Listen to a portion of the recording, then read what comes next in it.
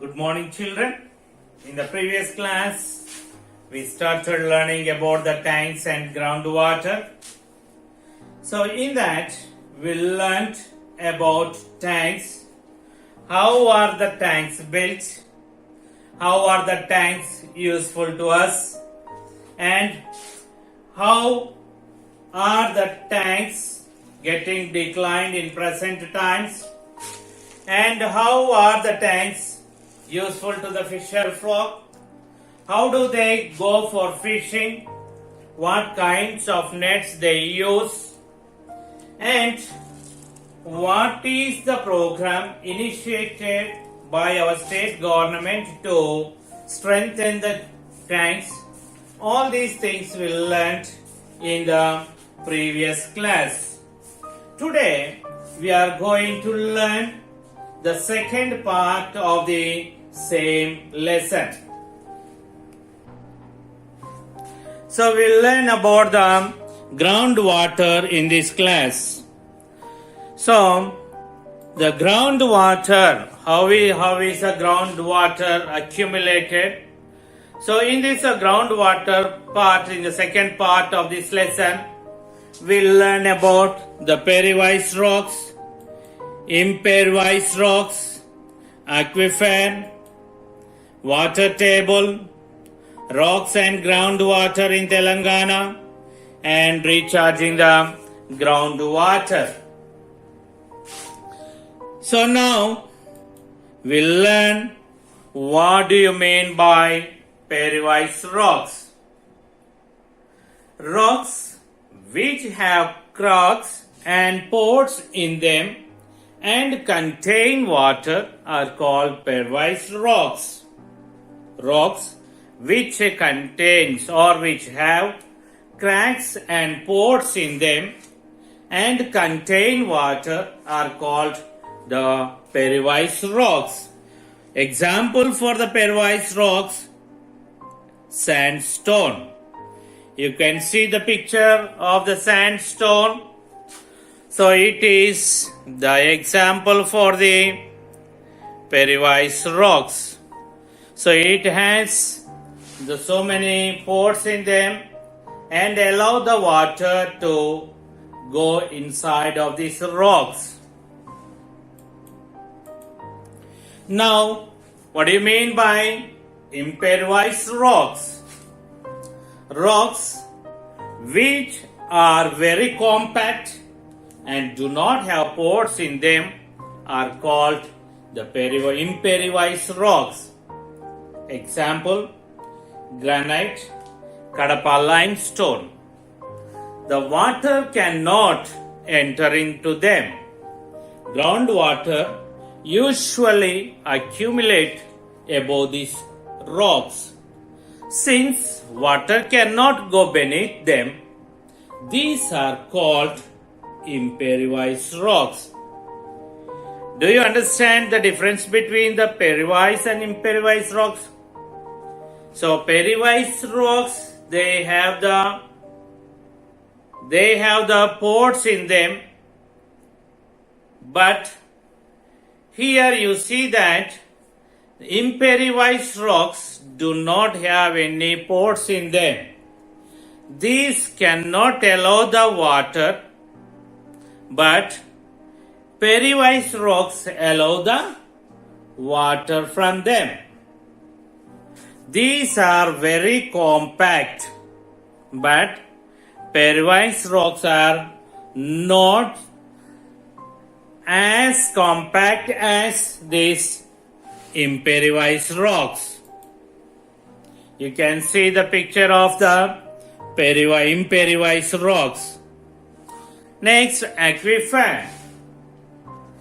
The layer of water which accumulate under the ground among the rocks is called aquifer.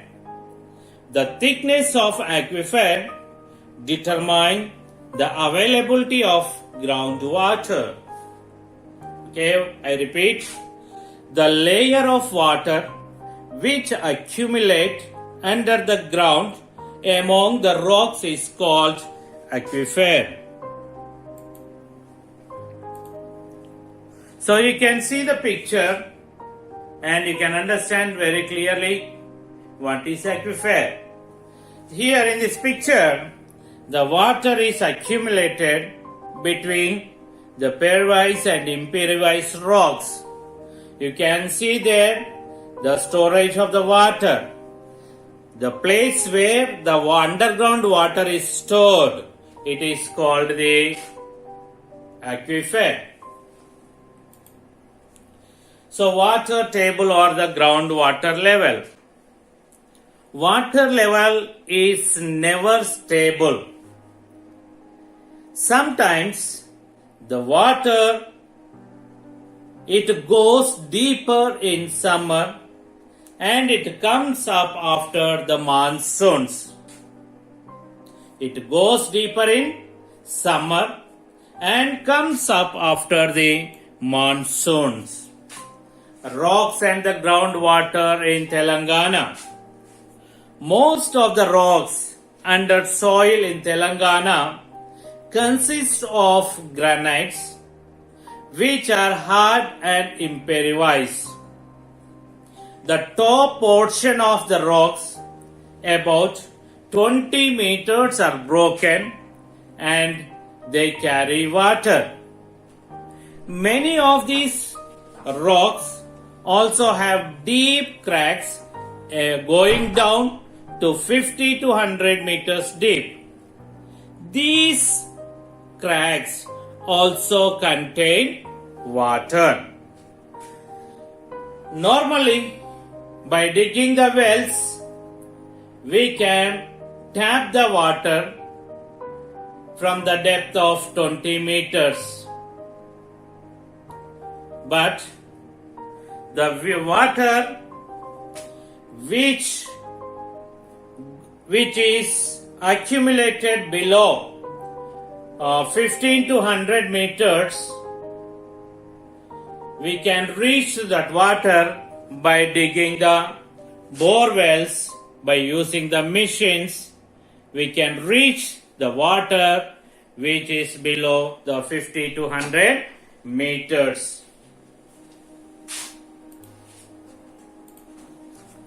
So in many mandals of Telangana, the predominant rocks are not granites. Small quantity of groundwater goes in these granite rocks. Rocks of the Kadapa types of limestones are available in some areas. They are also hard but are greatly broken and have a lot of gaps between them, allowing water accumulating in them. The areas adjacent to the great rivers like Krishna and Godavari have deep layers of sand and silt. So you can see in these places the groundwater level will be more.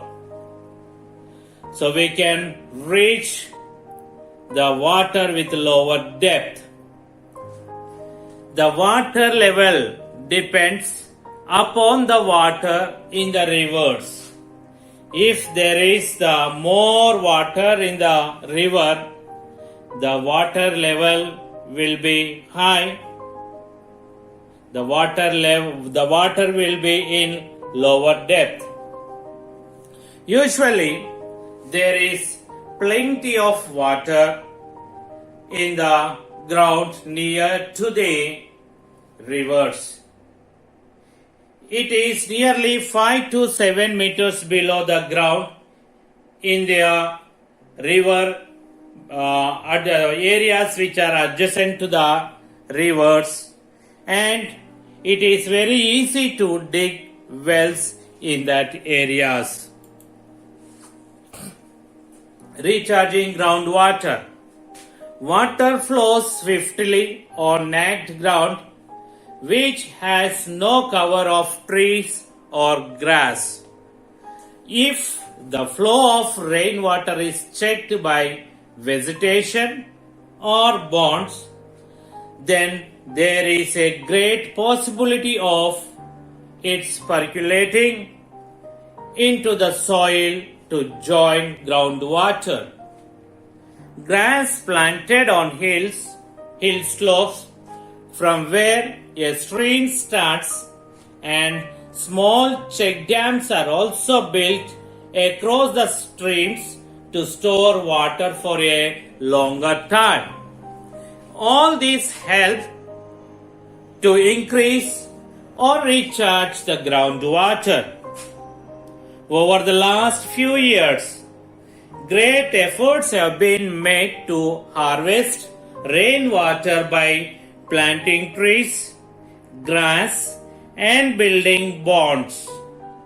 The efforts put to enhance the groundwater are called Watershed Development Project. What do you mean by the Watershed Development Program or the Watershed Development Project?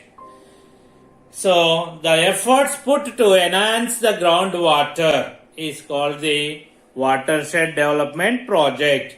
Under this project, what are the works to be taken? Planting the grass on the hill slopes from where the stream starts, and constructing the dams across the streams to store the water, and planting the saplings on the hill slopes. All these works are to be taken under this Watershed Development Project. Quality of groundwater. Groundwater mixed with many minerals. Sometimes the water is salty and sometimes the water is sweet. The minerals come from the rocks and soil underneath, dissolved in the groundwater. Depending upon the minerals which mix with water, the taste and the nature of the water changes. The excess quantity of certain minerals like sodium, fluoride, chloride, iron, nitrate, etc. Drinking such water is not good for health and cause diseases which affect our bones and teeth, etc. Many times, water is polluted due to excessive use of fertilizers, pesticides, and poor drainage. Unless we take preventive steps, soon water will become unsafe for drinking and even for bathing.